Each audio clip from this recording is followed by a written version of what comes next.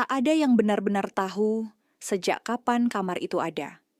Di lorong belakang rumah sakit jiwa tua yang nyaris terlupakan, tersembunyi sebuah pintu usang dengan angka yang hampir pudar, 13.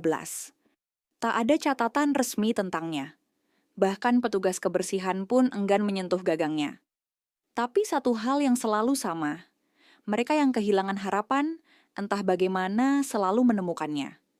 Kabar itu tersebar diam-diam, seperti bisikan di tengah malam. Kalau kau tak tahan lagi, masuklah ke kamar 13. Katanya, kau akan berubah. Setiap orang yang masuk ke sana adalah seseorang yang telah menyerah. Pecandu, korban kekerasan, mereka yang dipatahkan oleh dunia. Tapi yang aneh, hanya satu yang pernah keluar. Bukan dengan luka, bukan dengan tangisan, tapi dengan tatapan baru, dingin dan penuh makna. Seolah mereka tahu sesuatu yang tak boleh diketahui manusia biasa. Namanya Arya. Ia masuk sebagai pria yang tak lagi bicara. Disakiti, dilupakan, dan dianggap hilang arah. Tapi 3 hari setelah pintu kamar 13 tertutup di belakangnya, ia muncul lagi, tenang, bersih, dan menatap dunia dengan mata yang dalam seperti lubang hitam. Tak ada yang tahu apa yang terjadi di dalam sana, Arya tak pernah menceritakan. Tapi setelah hari itu, ia mulai menyembuhkan orang lain. Dengan cara yang aneh. Bukan obat, bukan terapi, tapi kata-kata yang menusuk jiwa, seolah ia bisa melihat langsung ke dalam luka seseorang.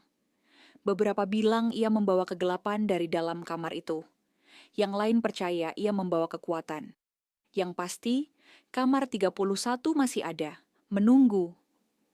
Bukan untuk siapa saja, hanya untuk mereka yang berada di ambang akhir. Siap menghadapi kegelapan mereka sendiri. Dan mungkin keluar sebagai sesuatu yang lebih. Arya berjalan pelan menyusuri koridor rumah sakit jiwa yang lembab dan berbau apek.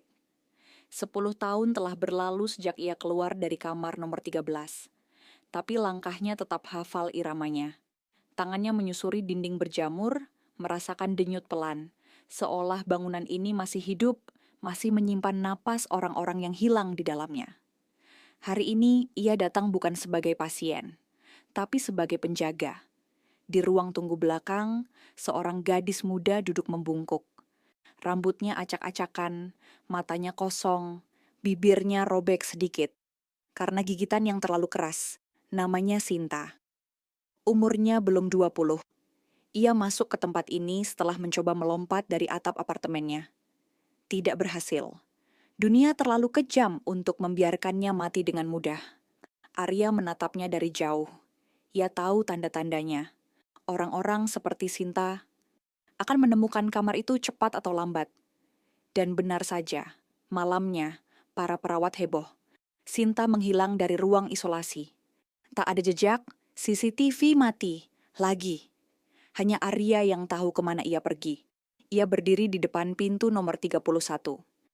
Catnya semakin terkelupas, tapi angka itu masih terlihat. Seperti luka yang belum sembuh. Dari balik pintu terdengar bisikan pelan. Bukan suara manusia.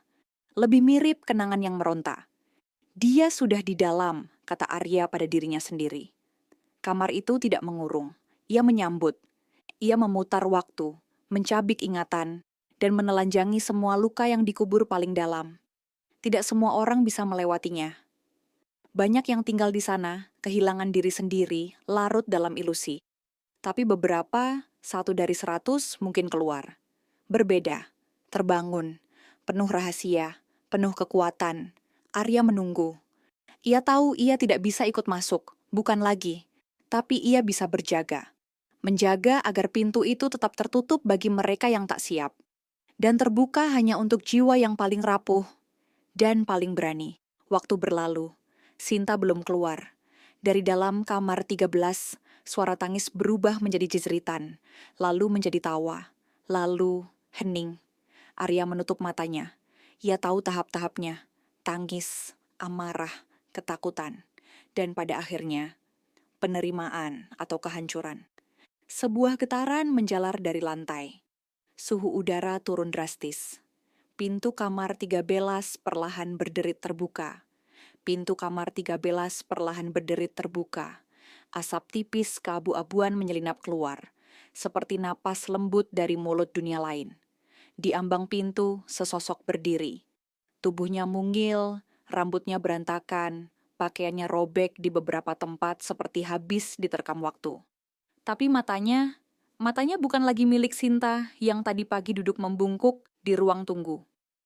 Mata itu sekarang seperti cermin hitam, tak memantulkan cahaya tapi menyerapnya. Dalam keheningan koridor yang tiba-tiba terasa jauh lebih panjang dari sebelumnya, Arya mengambil satu langkah maju. "Sinta," ucapnya pelan, nyaris berbisik, bukan memanggil, lebih seperti memastikan. Gadis itu menoleh, gerakannya lambat, halus, seperti boneka yang baru belajar menggerakkan sendi-sendi tuanya. "Aku ingat segalanya," katanya, suaranya parau. Bukan karena lelah, tapi karena terlalu banyak berbicara dengan dirinya sendiri, dengan kenangan, dengan kegelapan. Arya mengangguk. Bagaimana rasanya? Sinta tersenyum tipis, tapi senyum itu bukan milik korban. Bukan senyum orang yang diselamatkan. Itu adalah senyum pemilik kunci. Gelapnya bukan tempat, katanya, tapi cermin yang memaksa kita melihat wajah kita sendiri yang sebenarnya. Arya menahan napas. Ia tahu betul saat seseorang keluar dengan kata-kata seperti itu, kamar 13 telah memberi mereka hadiah. Atau kutukan. Kadang sulit dibedakan. Sinta berjalan melewati Arya, perlahan. Setiap langkahnya meninggalkan jejak lembab di lantai. Entah itu air atau bayangan dari kamar yang belum sepenuhnya melepaskannya. Tapi ia tidak menoleh ke belakang. Tak sekalipun. "Ada orang lain di dalam," katanya tiba-tiba. Suaranya lirih tapi pasti. Arya menoleh cepat. "Maksudmu, siapa?" Sinta tidak menjawab. Ia terus berjalan, menjauh, menyusuri lorong menuju cahaya pucat di ujung rumah sakit. Tapi saat tubuhnya hampir lenyap dari pandangan, ia berhenti. Mereka tidak semua bisa keluar. Dan tanpa penjelasan, ia lenyap di tikungan. Arya berdiri diam. Di baliknya, kamar 13 kembali menutup sendiri. Pelan, seperti kelopak mata yang kembali tertidur. Tapi kini, sesuatu berubah. Udara di sekitar pintu terasa berbeda, lebih berat. Seolah kamar itu tak hanya menyimpan satu rahasia. Di dalamnya, suara samar mulai terdengar. Kali ini bukan tangisan, tapi tawa, panjang, rendah, dan dingin. Tawa yang dikenalnya. Arya membeku. Itu suara yang sudah lama ia kubur. Suaranya sendiri. Arya berdiri mematung di depan pintu yang baru saja tertutup. Tawa itu bukan sekadar gema dari masa lalu. Itu adalah dia. Suara yang dulu ia keluarkan saat segala batas kewarasan runtuh. Saat ia merangkak dalam kegelapan dan membiarkan dirinya dihancurkan oleh kamar itu. Untuk dibentuk kembali menjadi sesuatu yang lain. Tapi suara itu mestinya sudah hilang. Sudah terkubur bersama dengan semua rasa sakitnya. Tangan Arya terangkat, hampir menyentuh gagang pintu yang dingin seperti batu nisan. Tapi ia berhenti. Ia tahu aturannya. Sekali seseorang keluar, ia tak bisa masuk kembali. Itu harga yang harus dibayar.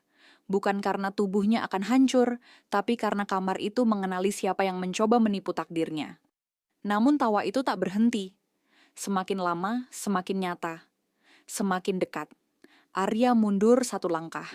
Lorong di belakangnya terasa lebih sempit dari sebelumnya. Lampu-lampu mulai berpendar aneh. Dinding tampak bernafas perlahan, mengembang dan menyempit seperti paru-paru makhluk tidur. Tapi tidak ada alarm. Tidak ada perawat, hanya Arya. Dan kamar 31. Lalu terdengar ketukan dari dalam pintu. 3 kali. Pelan, tapi tegas. Arya menahan napas. Pintu itu tak pernah diketuk dari dalam. Tidak pernah, bahkan oleh mereka yang terjebak selamanya. Karena ketika seseorang gagal menghadapi dirinya sendiri di dalam sana, mereka tidak lagi punya tubuh, suara, atau bahkan kesadaran untuk mengetuk. Tapi ketukan itu terjadi lagi. Tok, tok, tok di kejauhan. Terdengar langkah kaki. Bukan Sinta, lebih ringan, lebih kecil. Seorang anak, tiba-tiba, udara di koridor menjadi hangat. Tidak menyenangkan. Lebih seperti napas makhluk besar yang baru terbangun. Bayangan mulai merambat di lantai meski tak ada sumber cahaya. Bentuknya tidak konsisten, bergerak, berubah, seolah sesuatu sedang berjalan di balik dimensi yang sangat tipis. Arya menggigit bibirnya.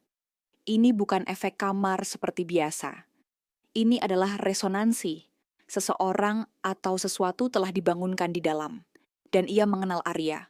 Lalu terdengar suara lagi. Bukan tawa, bukan ketukan, tapi bisikan yang terdengar langsung di dalam pikirannya. Kau keluar terlalu cepat, Arya. Darahnya membeku. Sekarang giliranku. Lorong di belakangnya menutup seperti kelopak mata yang menyadari kehadiran pengganggu. Dinding-dinding berdenyut makin kencang. Lampu-lampu satu persatu padam, dan kamar 13 perlahan membuka, bukan dengan derit, tapi dengan desahan. Dari dalamnya, seseorang melangkah keluar. Rambut hitam, wajah familiar, tetapi tidak hidup. Sosok itu mengenakan pakaian yang persis seperti Arya ketika ia pertama kali masuk 10 tahun lalu. Matanya kosong, tapi bibirnya tersenyum. Senyum yang hanya Arya kenal. Senyum yang ia buang, paksa, kubur. Bayangannya sendiri. Kau tidak pernah sembuh, Arya. Sosok itu mengangkat tangannya, dan bayangan di sekitarnya menggeliat seperti tinta di dalam air. Kau hanya mengubur aku. Sekarang aku keluar, dan aku tidak sendiri. Arya bersiap, tapi kakinya berat. Lorong menjadi cair dan bergelombang, seperti mimpi buruk yang terlalu lama ditahan. Dari dalam kamar 13, satu persatu, sosok lain mulai muncul. Beberapa menyeret rantai, beberapa hanya menangis. Tapi semuanya punya wajah yang pernah menjadi milik Arya. Wajah-wajah yang ia korbankan untuk bisa keluar dulu. Dan kini, mereka kembali menuntut bagian mereka. Arya mundur perlahan. Lantai di bawah kakinya bukan lagi lantai, melainkan semacam permukaan tak bernama. Lunak seperti daging, dingin seperti logam tua. Suara langkah sosok-sosok itu bukan derap sepatu, tapi denyut seperti detak jantung yang dipaksa berdetak dengan irama yang salah. Mereka makin dekat. Setiap sosok membawa bagian dari dirinya yang dulu ia tinggalkan. Wajah masa kecilnya yang ketakutan di bawah meja saat ayahnya mengamuk. Dirinya remaja yang berdiri di atap asrama, memikirkan untuk melompat. Versi-versi lain yang menyayat tangan sendiri, yang menatap kosong ke cermin selama berjam-jam. Yang tertawa di balik tangis tanpa sebab. Mereka semua, iya. Ini tidak seharusnya terjadi, bisiknya. Tapi ruang di sekitarnya tidak peduli. Karena kamar 13 tidak bekerja dengan seharusnya. Ia tidak punya aturan. Ia adalah luka. Ia adalah cermin. Ia adalah penagih janji. Sosok pertama, wajah Arya berumur 8 tahun. Mendekat paling dulu. Tangan kecilnya menggenggam boneka lusuh yang seharusnya sudah musnah bertahun-tahun lalu. Anak itu mendongak dan matanya hitam legam. Kau lari, tapi kau tak pernah sembuh, ucapnya. Kau kuat, tapi kau buang kami semua untuk jadi seperti itu. Arya berlutut. Napasnya mulai memburu. Kamar 13 tak pernah sepenuhnya melepaskan siapapun. Ia hanya menunggu, menyimpan, merawat bagian-bagian yang ditinggalkan.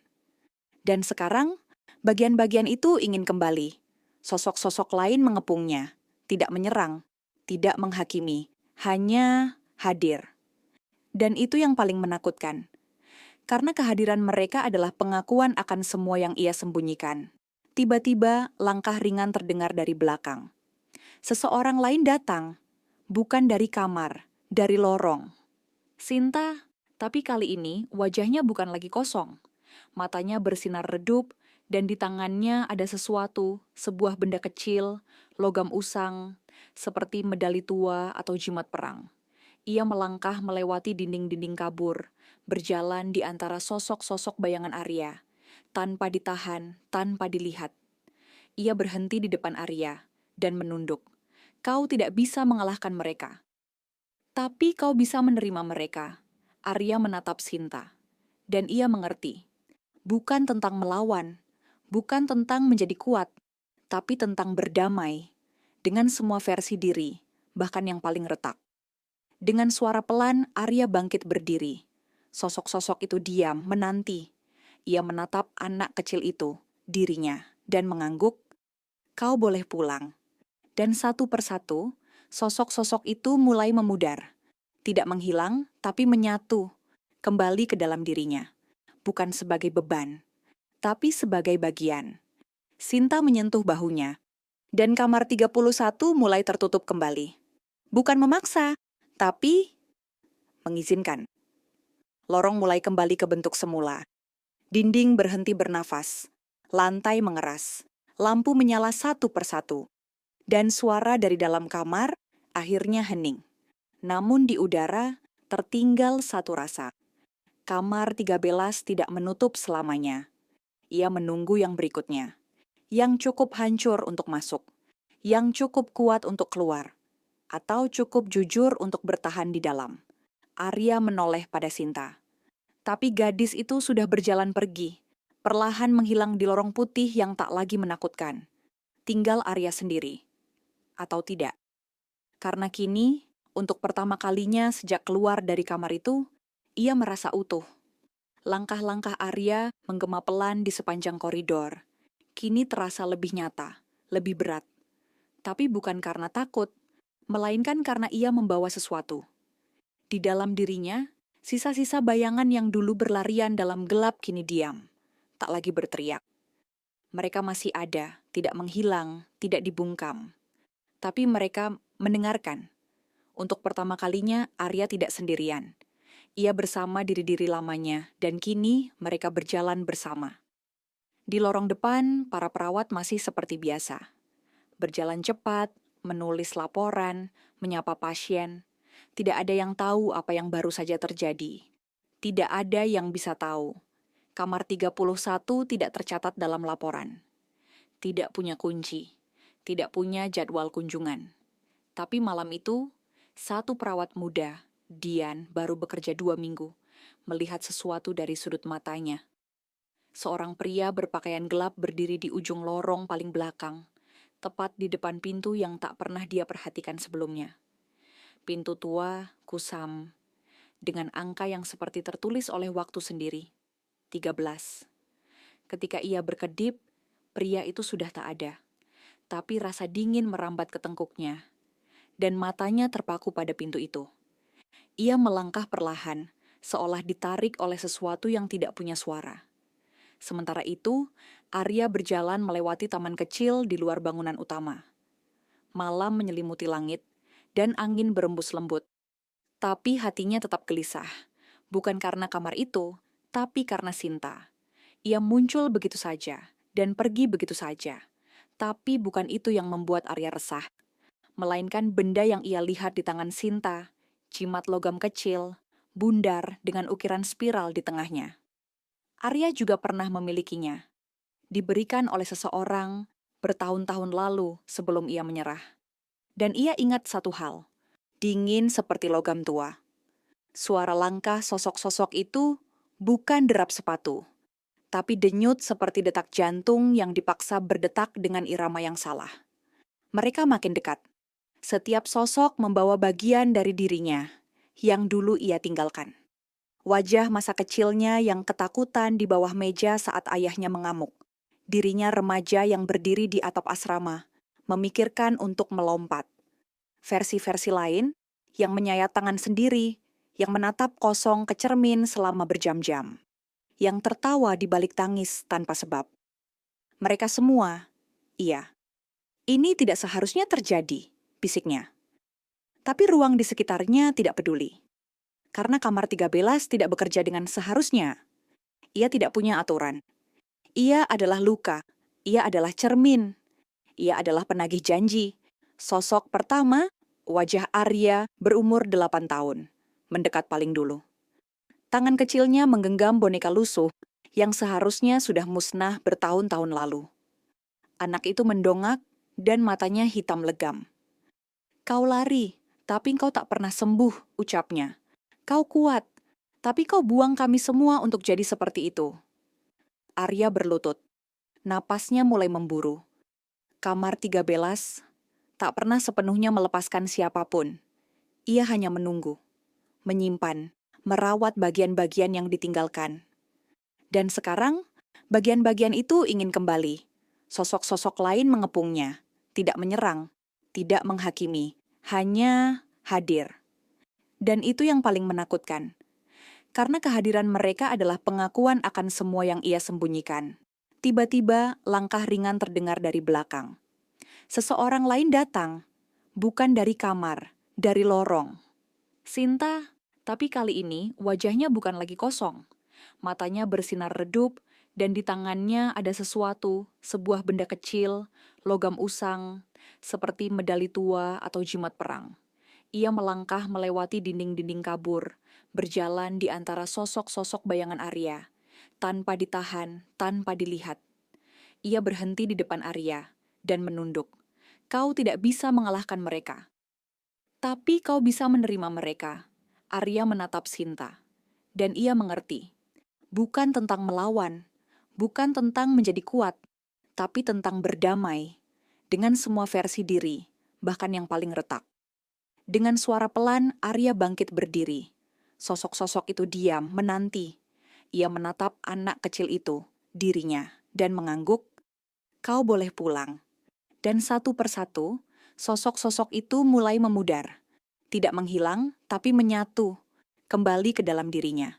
Bukan sebagai beban, tapi sebagai bagian. Sinta menyentuh bahunya, dan kamar 31 mulai tertutup kembali. Bukan memaksa, tapi mengizinkan. Lorong mulai kembali ke bentuk semula. Dinding berhenti bernafas. Lantai mengeras. Lampu menyala satu persatu. Dan suara dari dalam kamar akhirnya hening. Namun di udara tertinggal satu rasa.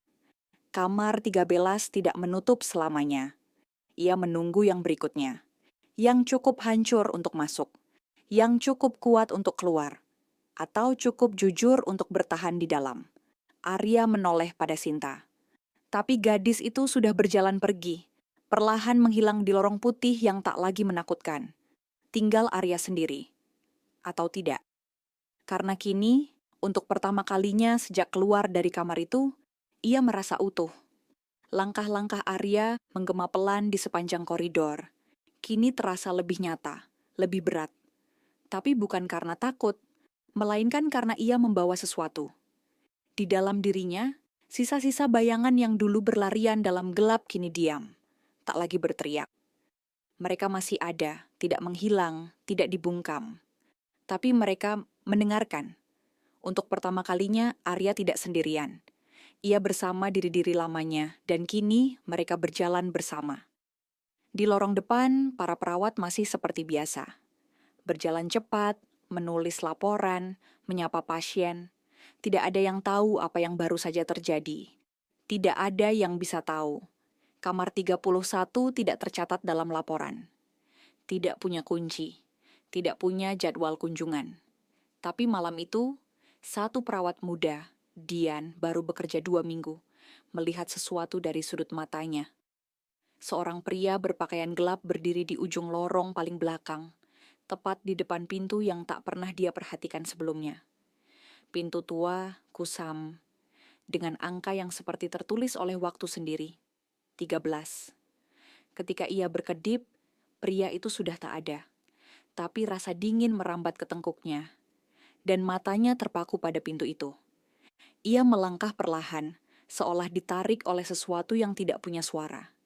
Sementara itu, Arya berjalan melewati taman kecil di luar bangunan utama. Malam menyelimuti langit, dan angin berembus lembut. Tapi hatinya tetap gelisah. Bukan karena kamar itu, tapi karena Sinta. Ia muncul begitu saja, dan pergi begitu saja. Tapi bukan itu yang membuat Arya resah.